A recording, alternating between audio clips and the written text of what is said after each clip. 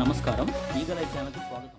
వైఎస్ఆర్సీపీ అధినేత మరియు మాజీ ముఖ్యమంత్రి వైఎస్ జగన్మోహన్ రెడ్డి ఆదేశానుసారం విశాఖ జిల్లా అధ్యక్షులు కేకే రాజు మరియు తూర్పు నియోజకవర్గ సమన్వయకర్త మొల్లి అప్పారావుల సహకారంతో 18వ వార్డుకు చెందిన బ్రహ్మశ్రీ దంతెన రామారావును విశాఖ జిల్లా విశ్వబ్రాహ్మణ విభాగం అధ్యక్షులుగా మరియు 10వ వార్డుకు చెందిన బ్రహ్మశ్రీ కానూరు శశికుమార్ను తూర్పు నియోజకవర్గ విశ్వబ్రాహ్మణ విభాగం అధ్యక్షులుగా నియమిస్తూ తాడేపల్లి కార్యాలయం నుండి ఉత్తర్వులు వెలువడ్డాయి.